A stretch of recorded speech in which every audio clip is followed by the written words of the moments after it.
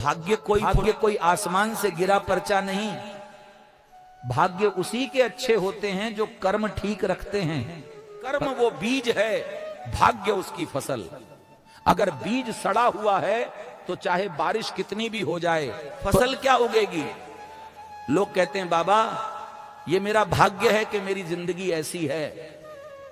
नहीं, ये तुम्हारा कर्मों का जमा हुआ हिसाब है। कर्म ठीक करो, भाग्य खुद ठीक हो जाएगा। एक और प्रश्न आया, बाबा रामायण सच है क्या? देखो, रामायण सिर्फ किताब नहीं है, ये चरित्र की परिभाषा है। राम सिर्फ एक राजा नहीं, एक आदर्श है। सीता सिर्फ रानी नहीं, मर्यादा है।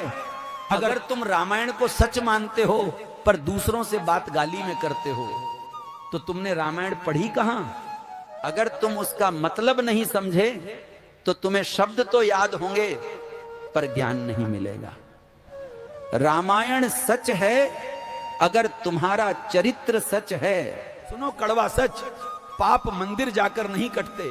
पाप तब कटते हैं जब तुम अपने अंदर का बुरा आदमी मारते हो। किसी के माथे पर चंदन लगा देने से दिल साफ नहीं होता। गंगा में डुबकी लगाने से मन की गंदगी नहीं धुलती। गंगा पाप नहीं धोती, केवल पछतावे का मन धोता है।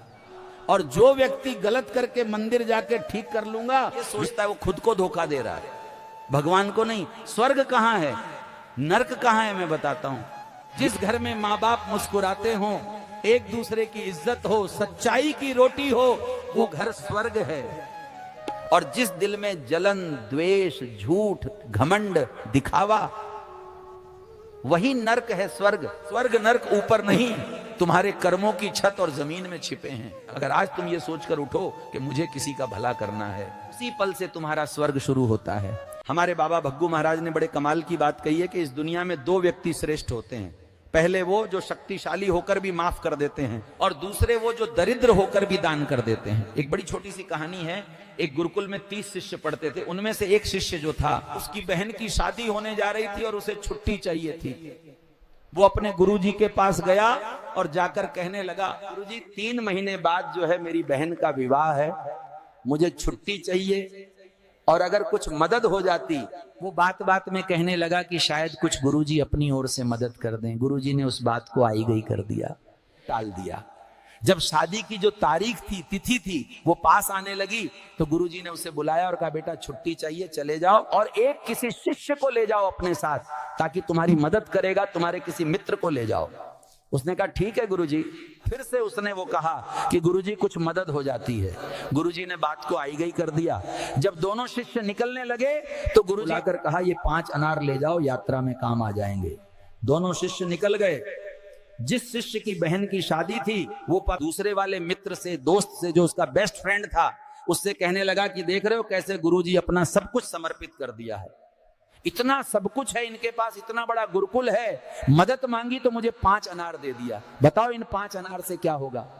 दूसरे वाले ने कहा कि भाई गुरुजी ने दिए हैं तो कुछ सोच समझ के दिए होंगे, सब अच्छा होगा। यात्रा चलती रही। आधा सफर जो है कट चुका था, रेतीले इलाके में से जा रहे थे। तभी जब ये दोनों वहां विश्राम करने के लिए रुके थे, तभी दूसरे वाले ने कहा कि भाई गुरुजी ने दिए हैं तो कुछ सोच समझ के दिए होंगे, सब अच्छा होगा। यात्रा चलती रही। आधा सफर जो है कट चुका था, रेतीले इलाके में से जा रहे थे। तभी जब ये दोनों वहां विश्राम करने के लिए रुके थे, तभी इन्हें मुनादी की आवाज सुनाई दी। राजा का एक व्यक्ति आकर के ढोल बजा करके चिल्ला चिल्ला करके कह रहा था कि क्या किसी के पास में अनार हैं? दोनों शिष्य जो थे एक दूसरे को देखने लगे और सोचने लगे अनार तो हैं। जाकर के मिले उस व्यक्ति से, कहने लगे हाँ भाई अनार तो हमारे पास हैं, चाहिए क्यों? उस व्यक्ति ने बताया कि राजा की बेटी बड़े दिनों से बीमार है और वैद्य जी ने दवाई दी है जिसे अनार के जूस जो रस होता है उसके साथ ही दी जा सकती है। अब अनार कहां से लाएं? हमारा तो रेतीला इलाका है। ये जो दोनों शिष्य थे उन्होंने कहा कि अरे हमारे पास में अनार हैं, 5 अनार हैं। उसे वो अनार दे दिए। व्यक्ति जो इनको साथ ले गया राजमहल में, राजा बड़ा प्रसन्न हुआ। राजा ने बुलाया और बड़ी आओ भगत की, बोले वाह कमाल हो गया। मैं तो सोच रहा था कि मेरी बेटी अब बचेगी नहीं, लेकिन ये अनार पता नहीं कहां से प्रभु कृपा से यहां तक पहुंच गए। आप दोनों पता नहीं कैसे यहां पहुंचे, सफर में मिल गए, सब कुछ ठीक हो गया। बताइए मैं कैसे आपकी सेवा करूं। जिस शिष्य की बहन का विवाह था उसने कहा बस हमें जाने की आज्ञा दीजिए, मेरी बहन का विवाह है, मुझे वहां पहुंचना है।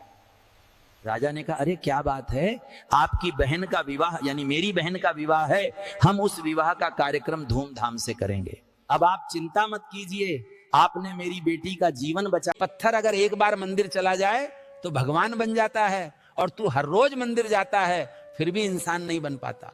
जनता के नाम पर खाता है वो भीड़ में संत कहलाता है, और जो जनता के लिए लड़ता है वो गद्दार ठहराया जाता है। मूर्ख इंसान लाश को छूता है तो साबुन से नहाता है, पर किसी बेजुबान की लाश को थाली में परोस कर खा जाता है।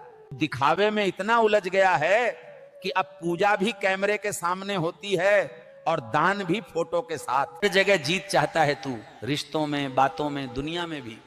बस एक जगह हार मांगता है, फूल वाले की दुकान पर। शायद वहां तुझे याद आता है भगवान से नहीं जीत सकते। गरीब भक्त के लिए 5 घंटे की लाइन, अमीर वीआईपी के लिए 5 मिनट का दर्शन। भगवान के सामने तो भेद मत करो, गरीब हो या अमीर, भक्त तो भक्त है। अगर भगवान सच में सब देख रहा है तो तेरे कर्म देखकर वो तुझ पर हंसता होगा या रोता होगा। मूर्ख इंसान सवाल नहीं करता क्योंकि उसे डर है कहीं जवाब उसकी नींद न तोड़ दे। यही कारण है कि राज बदलते हैं पर हालात नहीं, क्योंकि मूर्ख इंसान हर युग में सबसे आसान शिकार होता है। और आखिर में बस इतना ही कहूंगा, इंसान मूर्ख इसलिए है क्योंकि वो अपनी असली शक्ति को नहीं पहचानता। वो खुद में भगवान का अंश होते हुए भी अपने आप को गुलाम समझता है। आज सब कुछ महंगा हो गया, दूध महंगा, गैस महंगी, सब्जी महंगी, पेट्रोल महंगा, लेकिन माचिस आज भी सिर्फ 1 रुपए की है। क्यों? क्योंकि दुनिया एक सच्चाई जानती है, आग लगाने वाले की कीमत कभी नहीं बढ़ती। जो लोग दूसरों का घर जलाते हैं, रिश्ते जलाते हैं, मेहनत जलाते हैं, उनकी कोई औकात नहीं होती, उनकी कोई कीमत नहीं होती। कीमत हमेशा उस इंसान की बढ़ती है जो बनाता है, जोड़ता है और संभालता है। भक्तों, आज दारू बेचने वाले को कहीं जाने की जरूरत नहीं, लोग खुद पहुंच जाते हैं। पर दूध बेचने वाले को हर गली कूचे, हर दरवाजे पर जाना पड़ता है, और लोग दूध वाले से बार बार पूछते हैं दूध में पानी तो नहीं मिलाया। लेकिन दारू में लोग खुद अपने हाथों से पानी मिलाकर पीते हैं। आज जूते शोरूम में सजाकर बिक रहे हैं और किताबें फुटपाथ पर धूल खा रही हैं। तो इंसान की समझ सिर्फ इतनी है कि अगर उसे जानवर कह दो तो बुरा मानता है, अगर उसे शेर कह दो तो खुश हो जाता है, जबकि शेर भी तो एक जानवर ही है। अगर कोई दिन रात मेहनत करे तो कहेंगे दिन रात पैसे के पीछे मरा जा रहा है, और अगर कुछ न करो तो कहेंगे कामचोर है, निकम्मा है, कुछ नहीं करता है।